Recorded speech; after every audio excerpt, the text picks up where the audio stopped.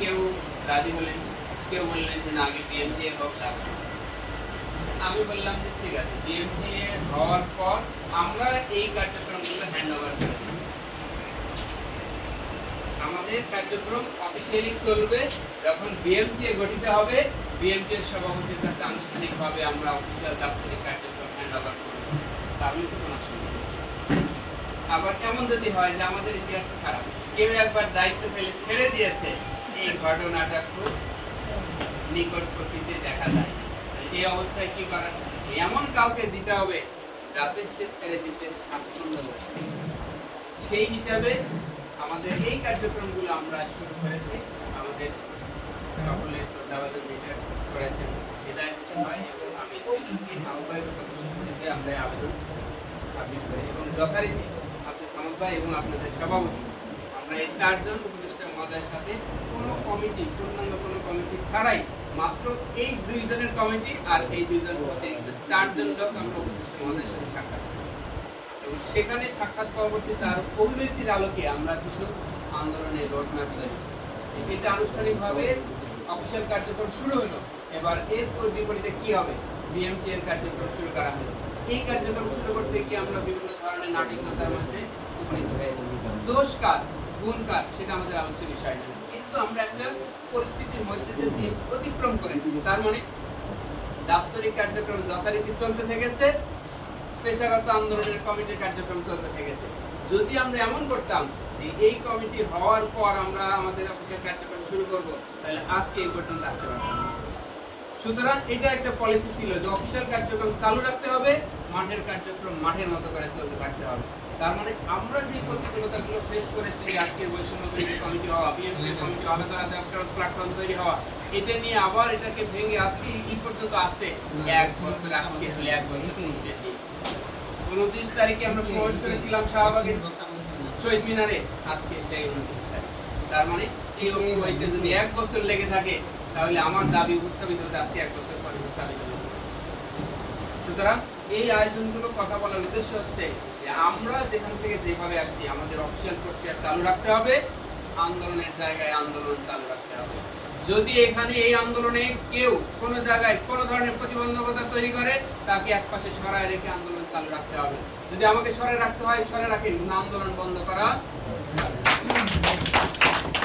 এমন যদি হয় যে আমাদের এই আন্দোলন চলার পর আপনারা দেখেছেন বৈষম্য বিরোধী ছাত্র আন্দোলনের সময় লাশ পড়েছে, তাকে হসপিটালে নিয়ে যাও, তাকে মর্গে রেখে আসো, পরিবারের কাছে একটা টিম দিয়ে আসবে, কিন্তু আন্দোলনের জায়গায় আন্দোলন চলতে থেকেছে। সুতরাং আমাদের এই আন্দোলনে একই পদ্ধতিতে চলতে থাকবে। অফিসিয়াল টিম অফিসিয়াল কার্যক্রম করবে, রাজপথের টিম রাজপথের কার্যক্রম করবে। আজকের সাধারণ টেকনোলজি যারা সাধারণ, তাদের অসাধারণ কার্যক্রমের উপর আন্দোলনের সফলতা নির্ভর করবে। আপনারা কি একমত আছেন? অর্থাৎ আমরা যারা বলছি আমরা সাধারণ টেকনোলজি, এই সাধারণরাই যখন কর্মপূর্ণভাবে শাটডাউনে রাখতে পারবে, তখন এই অসাধারণ কার্যক্রমটাই জাতীয় সফলতার জন্য মাইল ফলক হয়ে দাঁড়াবে।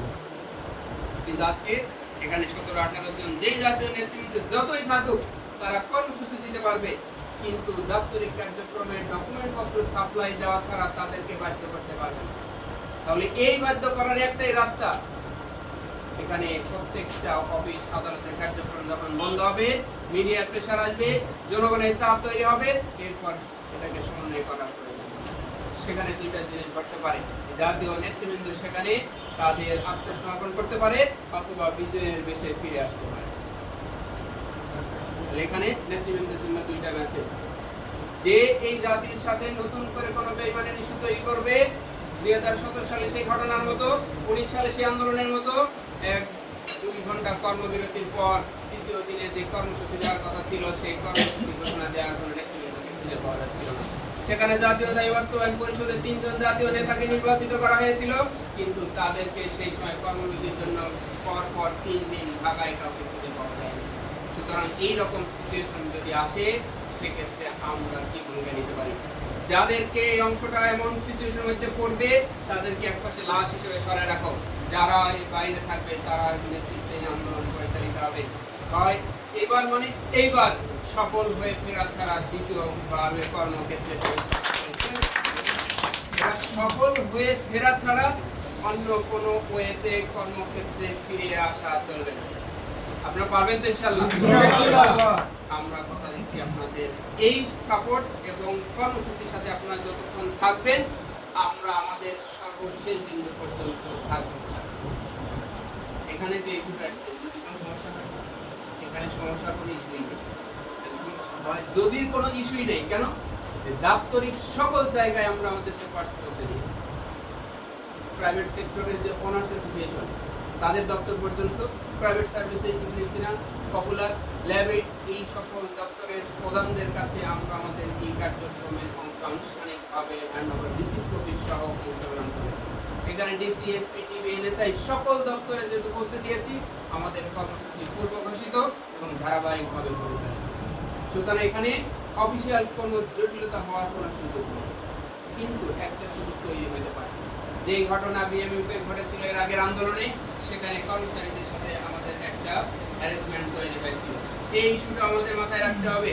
আমরা যখন দশম গ্রেডের কর্মকর্তা হতে চাই, আমাদের আচার ব্যবহার কথাবার্তাতে দশম গ্রেডের প্রমাণ রাখতে হবে। ছোটখাটো কেউ এসে একটা উস্কানি দিল, আমি রেগে গিয়ে তার সাথে কোনো প্রতিক্রিয়া দেখায় আমার আন্দোলনের জন্য 1 মিনিটও নষ্ট না হয়, সেদিকে আপনাদের খেয়াল রাখতে হবে। আমি আজকে আপনাদের এখানে বক্তৃতা দিতে আসি নাই, আমি এসেছি sir Salimullah medical college and হসপিটালে অতীতের যে আন্দোলন সংগ্রামের ইতিহাস রয়েছে, কর্মসূচি তারা যেভাবে পালন করেছে, আমি এটা দেখতে এসেছি তারা কিভাবে পালন করে। অন্যান্য প্রতিষ্ঠান কেন পালন করতে পারবে না, এইটা আমি দেখতে এসেছি। সুতরাং আপনাদের যে নেতৃত্ব নির্বাচিত রয়েছে, এখানে আমরা এনামুল আছে, আব্দুর রহমান আছে, আমাদের লতিফ ভাই আছে, এখানে দেওয়ান ভাই আছে, ফারুক ভাই আছে, মনির ভাই আছে, আনুষ্ঠানিক যারা সাইদুর রহমান সাইদ আছে, আব্দুর রহমান ভাই আছে, এই যে প্রত্যেকটা লোক এখানে যেই পরিমাণ আন্দোলন সংগ্রামে পেশাগতভাবে তাদের ডেডিকেশন ধারাবাহিক রেখেছে, আমার শেখ সাদি আছে, আমাদের সুমন আছে, তারা কিন্তু রণবীরের বিভিন্ন সময় যেভাবে ভূমিকা পালন করেছে এবং মামলা সংক্রান্ত শুনে তারা যেভাবে ভূমিকা পালন করেছে, প্রত্যেকের কার্যক্রমকে যদি স্বীকৃতি দেওয়া না হয়, আগামীতে ছোট ছোট কাজগুলোকে করতে চাই। সুতরাং প্রত্যেকের কাজের এখানে অংশগ্রহণ আছে। এখানে আমাদের যে অন্যান্য টিম, খাজা মাইনুদ্দিন, মঞ্জু ভাই, বিপ্লব ভাই সহ যেই টিমগুলো আমরা বিভিন্ন জায়গায় কাজ করছি, আমাদের মিয়া মোহাম্মদ গোলাম মাওলা, সে টমেটোলা এবং ওই অংশগুলো তদারকি করছে। সামগ্রিকভাবে আমাদের জয়ীর ভাই আজকে ইয়াতে ঢাকা মেডিকেলে অংশটা রয়েছেন। তার মানে আমাদের সামনে 3টা মেসেজ আছে। একটা হচ্ছে জাতির আন্দোলন বড়ভাবে তৈরি হয়েছে, কিন্তু এইরকম ঐক্যবদ্ধতা তৈরি হয়নি, এই একটা ভালো সিগন্যাল আছে। দ্বিতীয় হলো দাপ্তরিক কাজের ফাইলপত্র যেখানে আছে, ঠিক যেই দিন আমরা কর্মসূচি দিচ্ছি সেই দিনই আমাদের এই ফাইল বিধির আওতায় রয়েছে। তার মানে বরাবর এই দাবিগুলো ফেরত আসে বিধি থেকে, আমাদের ফাইল বিধিতে আছে, সেই দিনই আমাদের কর্মসূচি পালিত হচ্ছে। তার মানে এই আন্দোলনের কর্মসূচি যত সফল হবে, বিধি থেকে ফেরত আসার চান্স তত কমে যাবে। এদিক থেকে কমবে, তার মানে ওদিক থেকে বাড়বে। এটা যখনই সামনে অতিক্রম করবে, তার মানে আমরা সফলতার দিকে আগাবো। কালকের কর্মসূচি মানেই সফল কর্মসূচি নয়। কালকেরটা সফলভাবে পালিত হওয়ার পর আমরা মাঝখানে 2 দিনের একটা গ্যাপ দিয়েছি। এই 2 দিন ফাইলের সর্বশেষ অবস্থাকে আমরা রিসিভ করব। এরপরে যদি দেখি আমাদের কোনো অসুবিধা, তাহলে পরবর্তী কর্মসূচিগুলোকে ধারাবাহিক করার মধ্য দিয়ে আমাদের ছিনিয়ে নিয়ে আসতে হবে, এছাড়া বিকল্প কোনো রাস্তা নেই। তার মানে এই আন্দোলন অন্যান্য আন্দোলনের মতো রাজপথের গতানুগতিক কোনো আন্দোলন নয়, অফিসিয়াল কার্যক্রমের সাথে সমন্বয় রেখে আন্দোলন পরিচালিত হচ্ছে। সুতরাং আমাদের এবার অফিসও থাকবে, রাজপথ থাকবে, এই সমন্বয় আমাদের সফল হতে হবে। সুতরাং আমরা মনে করেছিলাম যে আবেদন দেওয়ার পর এর গতি বাড়ানো দরকার, তাই ছাত্র আন্দোলনে নিয়ে এসেছিলাম। সেখানে স্বাস্থ্য উপদেষ্টা আশ্বাসের পরে আমরা কর্মসূচি স্থগিত করেছি। অনেকেই বলেছে আপনারা কেন কর্মসূচি স্থগিত করলেন, এই ব্যাপারে আমরা বলি যে জাতীয় ঘোষিত হবে, এটা প্রজ্ঞাপন হবে, এর একটা ফাইল লাগবে না? সেই ফাইল যদি রেডি না হয়, আপনি এখন কর্মবিরতি দেওয়ার পর তারা এটা দেওয়ার বললো যে ফাইল নিয়ে আসো, তখন সেই ফাইলের অগ্রগতি যথেষ্ট পরিমাণ না থাকলে এটা আবার দীর্ঘসূত্র। যে কারণে আমরা অফিসিয়াল প্রক্রিয়াগুলোকে এই পর্যন্ত নিয়ে আসার পর এখন আমরা দেখলাম যে যদি কর্মবিরতি দেই, তাহলে আমাদের একটা সম্ভাবনার জায়গাটা স্পষ্ট হচ্ছে। এই কর্মবিরতি যদি ঠিকমতো পালিত না হয়, এরপরে তার কোনো কর্মসূচি নেই। তাই জাতীয় ঐক্যের প্রয়োজনে আমরা আমাদের সর্বোচ্চ চেষ্টা দিয়ে সফলভাবে এই পর্যন্ত একটা মাইল ফলকের জায়গা তৈরি হয়েছে। সুতরাং এই ঐক্য প্রমাণ করে আমরা বিজয়ী হব ইনশাআল্লাহ। এই বিজয়ের জন্য 2টা জিনিস, একটা হচ্ছে মাঠের কর্মসূচি ধারাবাহিক রাখা, কোনো ধরনের বিশৃঙ্খলা ছাড়া সুশৃঙ্খলভাবে নিয়মতান্ত্রিকভাবে